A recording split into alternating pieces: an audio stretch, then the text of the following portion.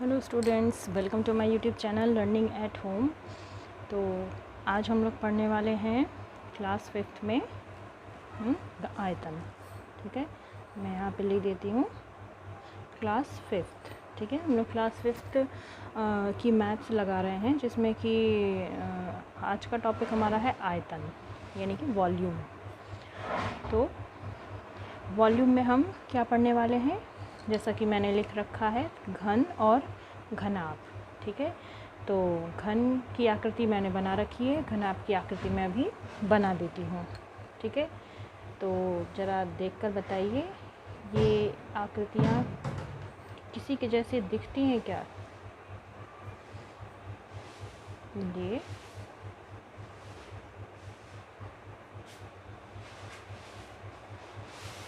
ये देखिए, ये क्या है? ये हमारा घनाभ। ठीक है, ये घन है और ये है घनाभ। चलिए, तो जो सबसे पहला बेसिक अंतर है, इसका डिफरेंस, वो ये हमें देखने को मिलता है कि ये कुछ वर्ग के आकार की बनी हुई आकृति लग रही है और ये आकृति कुछ आयत के आकार की बनी हुई लग रही है ना। तो हमने ये देखा कि ये जो घन होता है, घन बेसिकली एक वर्ग, जो हमारा वर्ग होता है ना, जिसकी चारों भुजाएं बराबर होती हैं, उसी से बनता है। यानी कि ये 3D फिगर है। 3D फिगर है यानी कि इसमें क्या है, लंबाई चौड़ाई के साथ साथ ये लंबाई होगी और ये चौड़ाई होगी। लंबाई चौड़ाई के साथ साथ हमें ऊंचाई यानी कि हाइट भी हमको दे रखी है। ठीक है, ये 3D फिगर है, इसलिए लंबाई चौड़ाई के साथ साथ ऊंचाई भी दे रखी है। चलिए, अब घनाभ में देखते हैं।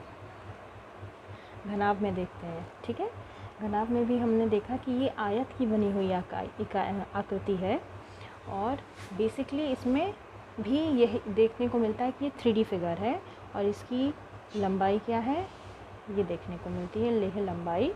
ठीक है, ये है हमारी चौड़ाई और ऊंचाई। ठीक है, ये हमारी ऊंचाई हो गई। ये हो गया घन और घनाभ। ठीक है, अच्छा, आप लोग अपनी डेली लाइफ में कुछ चीज़ें देखते होंगे जो घन के जैसी दिखती होंगी, घनाभ के जैसी दिखती होंगी। ज़रा सोचिए, कुछ एग्जांपल्स दीजिए मुझे सोच के। ठीक है, सबसे पहले तो मैं पासा होता है ना, जो डाइस, लूडो खेलते हैं हम लोग, तो जिसमें उसमें जो डाइस होता है पासा, वो कुछ इसी आकार का तो होता है ना। ठीक है, पासा हो गया। और आइस क्यूब्स भी देखी होंगी, हम लोग फ्रिज में बर्फ़ जमाते हैं तो छोटी छोटी आइस क्यूब्स देखने को मिलती हैं, है ना, इस टाइप से।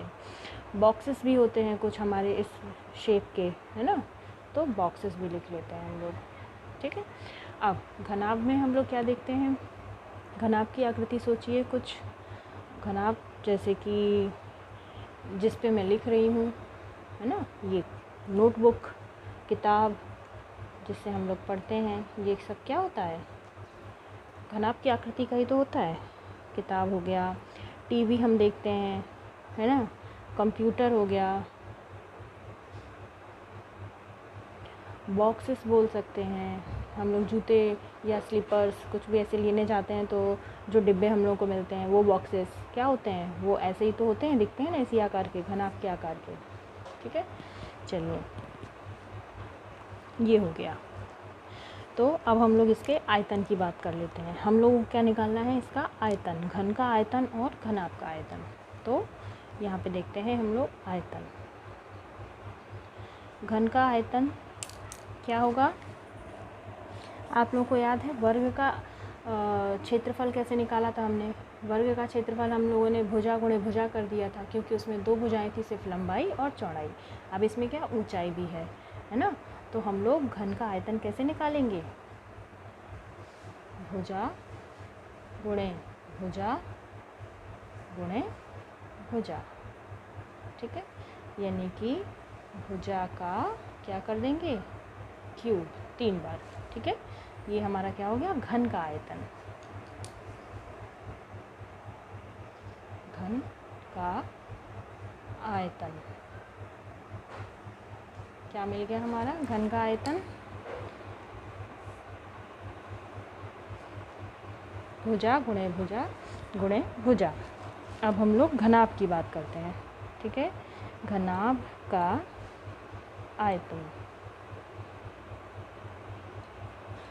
अब सोचिए आयत का क्षेत्रफल कैसे निकाला था हमने? लंबाई गुणे चौड़ाई कर दी थी, क्योंकि आयत में सिर्फ लंबाई और चौड़ाई ही दिख रही थी हमें, ठीक है। अब इसमें क्या है? लंबाई चौड़ाई के साथ साथ ऊंचाई भी है। तो घनाभ का आयतन कैसे निकालेंगे हम? लंबाई गुणे चौड़ाई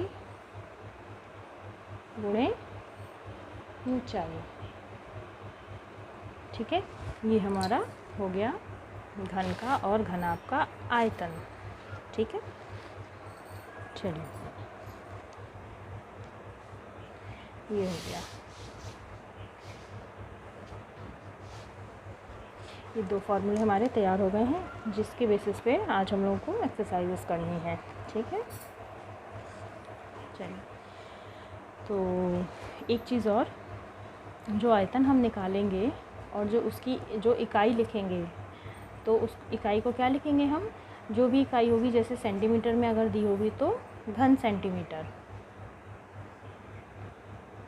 ठीक है। और अगर मीटर में दी होगी तो घन मीटर, ठीक है। ये क्या हो जाएगी? इकाई हो जाएगी, आयतन की इकाई, ठीक। ये हो गया। चलिए अब एक क्वेश्चन में यहाँ पे लिखती हूँ। क्वेश्चन है, चौक के डिब्बे की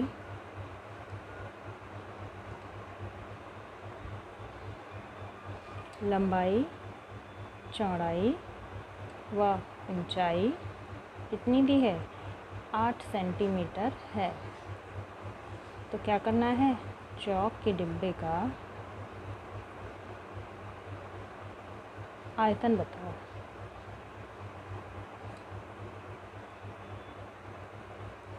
ठीक है, ये क्वेश्चन है।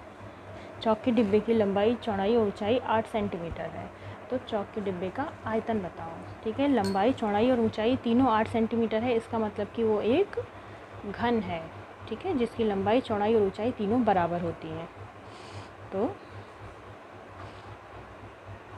ये है घन। 8 सेंटीमीटर चौड़ाई भी और 8 सेंटीमीटर ऊंचाई भी, ठीक है, ये हो गया। अब सीधे आयतन का फॉर्मूला लगा देंगे। घन का आयतन या चौक के डिब्बे का आयतन, तो भुजा गुणे भुजा गुणे भुजा, ठीक है। तो क्या होगा? 8 गुणे 8 गुणे 8। तो इसको सॉल्व करेंगे तो कितना आ जाएगा? 512 घन सेंटीमीटर, ठीक है, क्योंकि ये सेंटीमीटर में दिया है तो हम सेंटीमीटर में इसका आंसर लिखेंगे। बस ये हो गया हमारा आंसर, ठीक है। चलिए एक और क्वेश्चन देखते हैं। क्वेश्चन कह रहा है, एक पेंसिल बॉक्स की लंबाई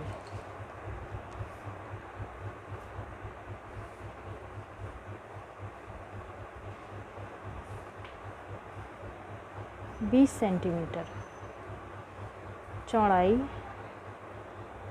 6 सेंटीमीटर, ऊंचाई 3 सेंटीमीटर है, तो पेंसिल बॉक्स का आयतन बताओ।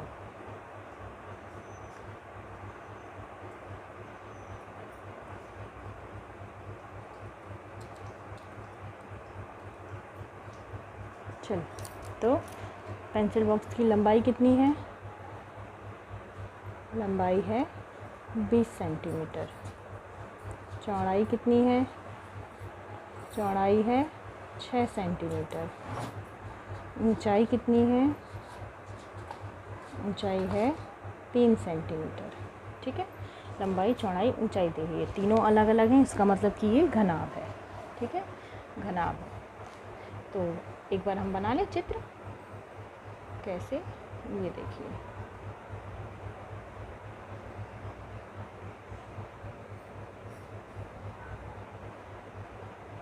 लंबाई है 20 सेंटीमीटर,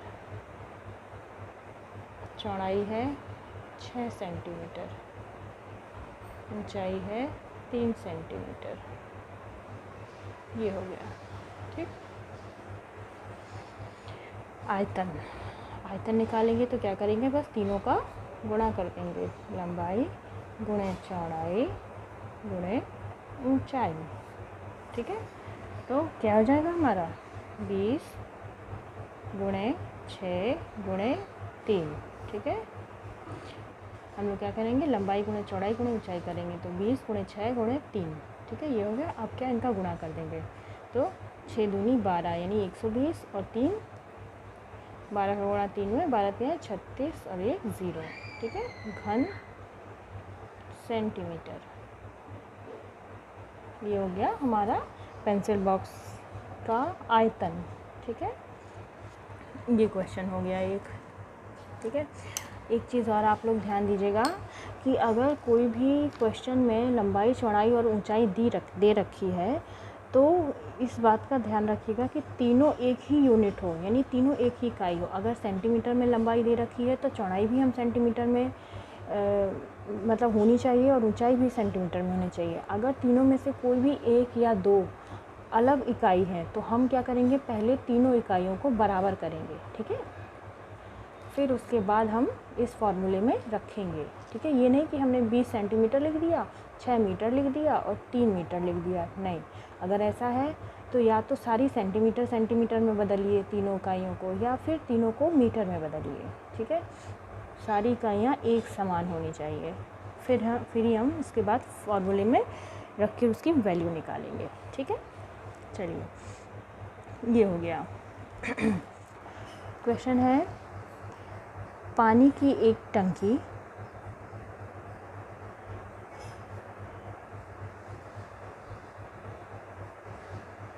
अंदर से 1.5 मीटर लंबी, 50 सेंटीमीटर चौड़ी तथा 75 सेंटीमीटर ऊंची है। तो क्या करना है, टंकी की धारिता यानी कैपेसिटी ज्ञात करो। ठीक है, पानी की एक टंकी है जो अंदर से कितना 1.5 मीटर लंबी है, 50 सेंटीमीटर चौड़ी है तथा 75 सेंटीमीटर ऊंची है। तो कह रहा है कि टंकी की धारिता यानी कि कैपेसिटी ज्ञात करो। अब देखिए, अब इसमें देखिए लंबाई जो मीटर में है लेकिन चौड़ाई और ऊंचाई सेंटीमीटर में दी है। इसको मैं सेम ही लिख लेती हूँ। ठीक है, सेंटीमीटर में। तो सबसे पहले हम क्या करेंगे, तीनों जो इकाइयाँ एक समान करेंगे। लंबाई चौड़ाई और ऊंचाई की जो भी इकाइयाँ हैं एक समान कैसे करेंगे, देखिए हमको पता है 1 मीटर में कितने सेंटीमीटर होते हैं, 100 सेंटीमीटर। 1 मीटर में 100 सेंटीमीटर होते हैं। ठीक है, तो 1.5 मीटर में कितने सेंटीमीटर होंगे, तो 1.5 इंटू 100। ठीक है, तो ये क्या हो गया, 2 बिंदी और 1 बिंदी के बाद एक शून्य के बाद दशमलव लग जाएगा। तो हमारा क्या आ जाएगा, 150 सेंटीमीटर। ठीक है, ये आ गया। अब लंबाई हमारी कितनी आ गई, 150 सेंटीमीटर। चौड़ाई हमें कितनी दी है, 50 सेंटीमीटर। ऊंचाई हमें कितनी दी है, 75 सेंटीमीटर। ठीक है, ये हो गया। अब हमें इसकी धारिता निकालनी है। ठीक है, धारिता यानी कि कुल मिला के इसका आयतन निकालना है कि इसमें कितना मतलब पानी आएगा या कितना इसकी क्षमता है। तो क्या करेंगे, लंबाई गुणे चौड़ाई गुणे ऊंचाई। ठीक है, चलिए लंबाई कितनी है 150 सेंटीमीटर, चौड़ाई कितनी है 50 सेंटीमीटर, गुणे ऊंचाई कितनी है 75 सेंटीमीटर। ठीक है, चलिए अब इसको सॉल्व करते हैं। 15 का गुणा करेंगे 5 में तो ये क्या हो गया, हमें मिल गया 7500। ठीक है, गुणे 75। अब 75 का गुणा 75 में करके देखते हैं। ठीक है, तो हम लोग यहीं कर लेते हैं 75 गुणे 75। 5 × 5 = 25, हासिल 2, 5 × 7 = 35 और 2 37।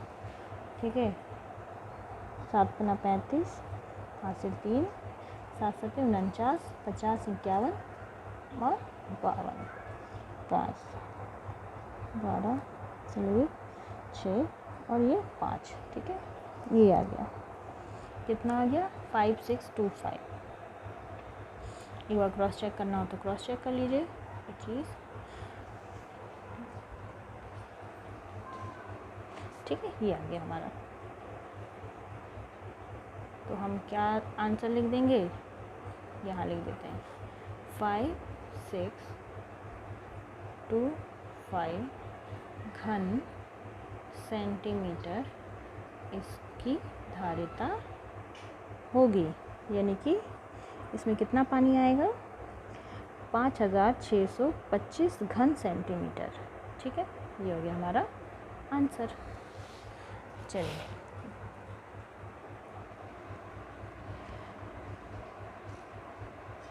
चलिए आई होप आपको समझ में आया होगा ये वीडियो। घन और घनाभ के बारे में जो कन्फ्यूज़न था वो दूर हुआ होगा। ठीक है, चलिए तो मिलते हैं नेक्स्ट वीडियो में। और अगर आपको मेरा वीडियो अच्छा लगे तो उसको प्लीज़ उसको लाइक करें, शेयर करें, सब्सक्राइब करें। ठीक है, अपने दोस्तों को भी शेयर करें। अगर आपको मेरी ये वीडियो इन्फॉर्मेटिव लगती है तो प्लीज़ उसको शेयर ज़रूर करें ताकि बाकी लोग भी देख सकें। ठीक है, मिलते हैं नेक्स्ट वीडियो में। Thank you.